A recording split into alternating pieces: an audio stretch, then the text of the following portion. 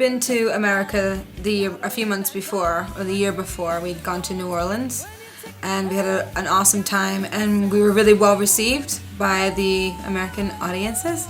So we thought that we would go back on tour, and what better place to go than the US? And you know, historically, UK bands have been really well received in America. So that's why we went back.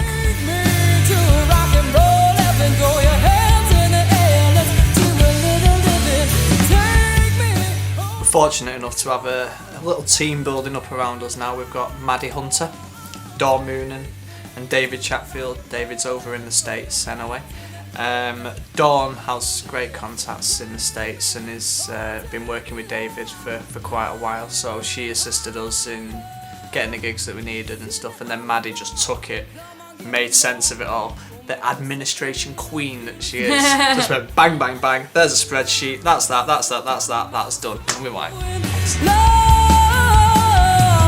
Look into your eyes, sweet as lullabies. Made my dreams come true with all the things you do. No, we flew all together one early morning from Manchester, Terminal 3.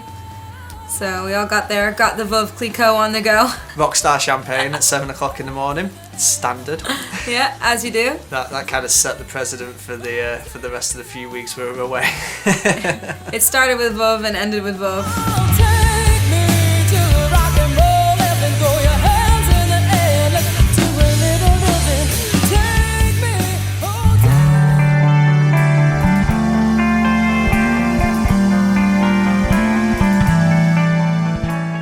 North Carolina. I'm driving nervous as hell. Like I just passed my test, you know. Like a granddad. Oh yeah, basically.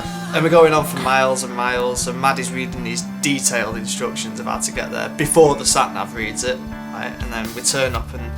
Don't forget about the part where you stopped in front of the Jesus Loves You sign and had a cigarette. Oh, thanks for that, yeah, flaked out a little bit. Because he was like, I gotta pull over! And he's like, what? I'm like, Jesus loves you. Okay, and then we're all just standing around like a bunch of tramps smoking cigarettes, that they were anyway. And then the final instruction was turn right, you'll get to some gates. And we go up this driveway and we get to these gates and we got a code. And that's when it clicked. We're in a gated community here. This isn't what we were expecting at all. So we tapped this code in, these electric gates opened up. And we start driving and it's like mansion. And they were the loveliest people ever. Knocks on the door, dog comes running out, jumps in the hire car, grabs this bottle, and this guy comes out going, no, he's gonna grab all your bottles. I'm Greg, by the way, great to meet you guys. And we were like, no way, this is immense. He's like, get all your bags in, come and have a look round. We were like, yes. That was amazing. Perfect. Wait, so Mia, what do you think of our room? So, this is just our casual accommodations in North Carolina.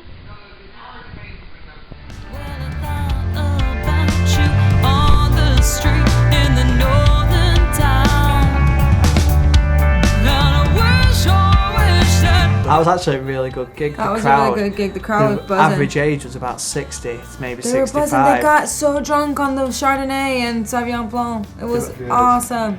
They were honestly one of the loudest crowds I've ever played to.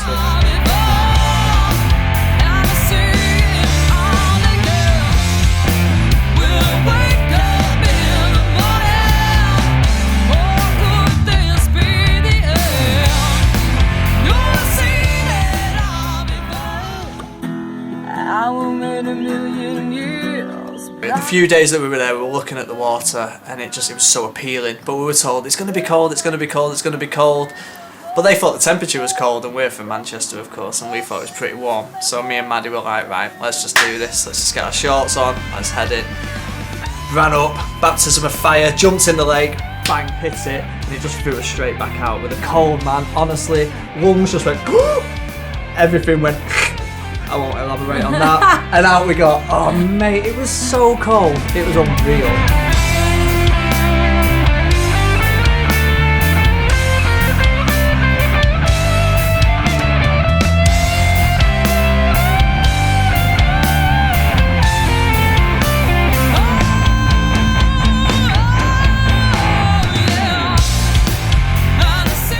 Well, we were told about it from our friends in North Carolina. So we were talking to one of the ladies after the gig, and she said, "You go in Arizona, yeah? You've got to go to Sedona." And we were like, "Okay." It's where all the red rock is. It's so beautiful. So we were like, "Okay." And if you do, you've got to go on Slide Rock. And we're like, "What's Slide Rock?" And she said it's a natural water slide.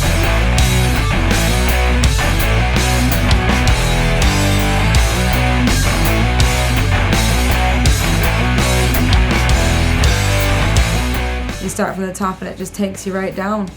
So we got there, finally. We drove to Sedona, which was, oh, how beautiful is it? Stunning, seriously. One of the best drives you Oh, could possibly imagine. beautiful. Oh, There. and then you can just feel the spirit, you just feel the spirits there. No wonder aliens go there. And all the drugs and the love, so smoke inspired could not get enough. And that's what takes me there. But the one cool thing is that we had two of our friends join us from the UK. So our friend who's a music journalist, Nigel, and his partner Sue. Yeah. They actually came with us. They met us in Arizona, which was unbelievable. And they stayed at an incredible Airbnb with this couple called Mimi and Mickey. Yeah, and they were just so lovely, unbelievable, proper deadheads. They came to our gig. They had us over for lunch after the next day and put out this beautiful Vietnamese spread, taught us how to make the rolls. Greg's a killer roll maker. He's gonna set up his own rolling Vietnamese street food.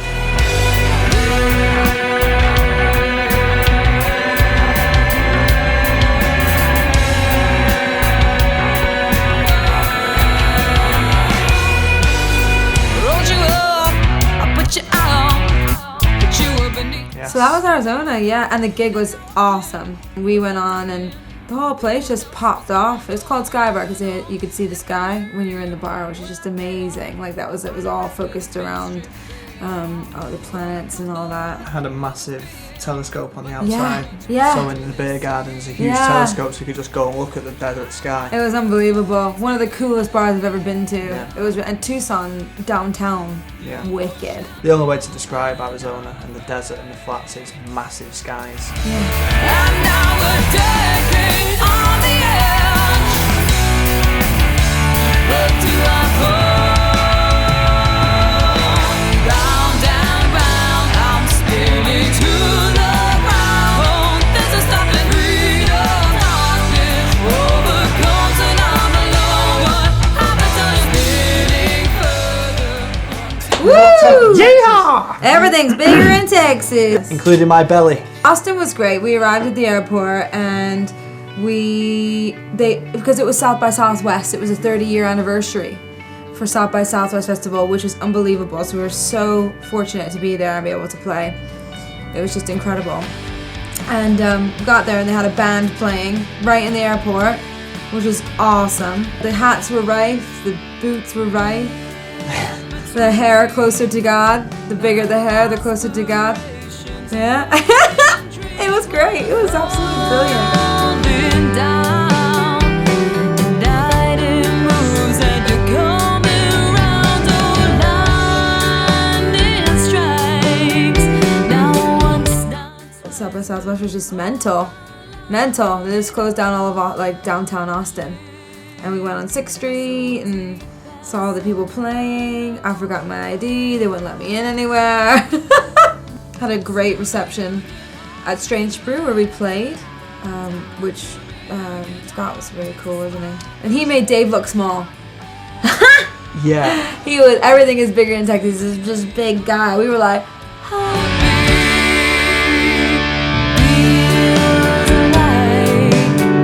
I've been lost in this moment all my life. Oh, the moon would be so jealous if it saw what happens between us.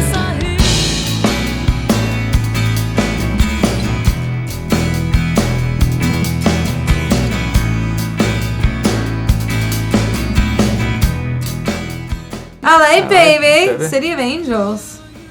So we arrived in Los Angeles, and we arrived quite late. Again, at all the places we arrived pretty late at night all the time. Yeah. But that was a good thing in LA because we didn't encounter all of the horrendous LA traffic. We got to our accommodations. We stayed right on Venice Beach, which is such a cool place. It's like a bit like Blackpool on acid, isn't it? It's one way to describe it, yeah. But Venice Beach was really cool. We went down to the beach every day, didn't we? Every day. Every day, it was We're brilliant. wave bashing every morning. Yeah. It was immense. Yeah, Maddie and Gregsy went jumping in the water again. Went on Muscle Beach, did some stuff. Well, I didn't. I was right at home on Muscle Beach, obviously. Greg was amazing. It was an amazing day because we went up to the Hollywood sign just beforehand. And we met a movie star.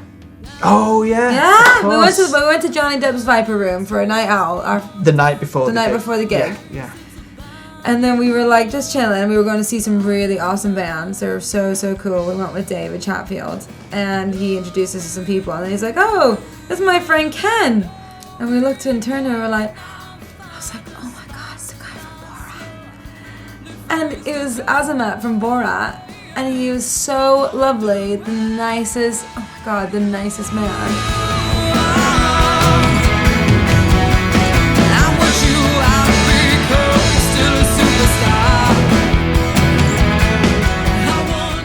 So we drive up to the Hollywood sign just before we're playing the gig at the Mint in Hollywood, and it's some of them things we had to do. We had to tick certain things in LA off, and that was one of them, of course. And you're going up, it's quite a windy road to be honest, and we got near the top and we're thinking we must be near there. The Hollywood sign's getting bigger and closer and you're getting excited, and the road looked like it was closed, but to me it didn't look closed enough, so I was like, right, we're just going to do this anyway. Carried on going and pulled up outside this house. And this guy comes out, and I'm thinking he's going to say to us, "You can't park here," because many, people must just stop there all the time. And I thought he must have a problem with it. He comes out, he looks at us for a second, he goes, "Are you guys in a band?" And we're like, yeah, we are. And he's like, "Where are you guys from?" And we're like, "Manchester." He goes, "Oh, that's so cool, that's amazing. My dad was a musician." So we left him an EP and stuff and said, "Well, we're going to the sign, how'd you get there?" He went, "Oh, well, you can't drive any further, but if you just walk round that gate and through there and up you go." Anyway, so we went up and turned around, and the view, the scene, it was the most stunning, breathtaking It really was. view ever.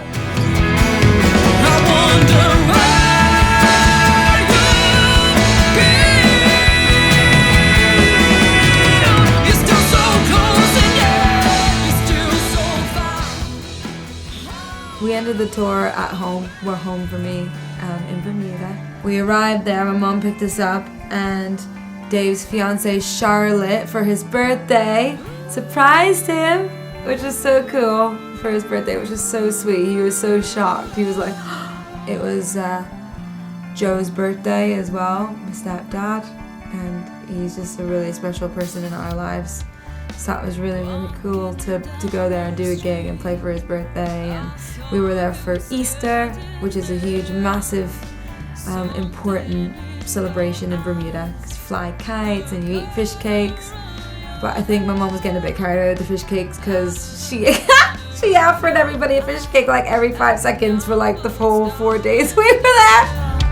Just to see your face again would be a crying shame.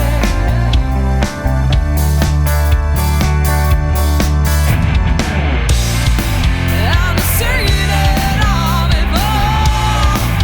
I'm seeing it all again. Will it wake up in the morning, or could this be the end? When I got up in the evening. We ended our tour on the back of my uncle's boat with going out. They've got like a little island house. So we went out to that and we went swimming, and I went like diving and showed him like all the things in the ocean and sea cucumbers and sea urchins, and yeah, we ended it on the back of the boat leaving with some Veuve Clicquot, which was just how we started the tour. So sponsor us, Veuve.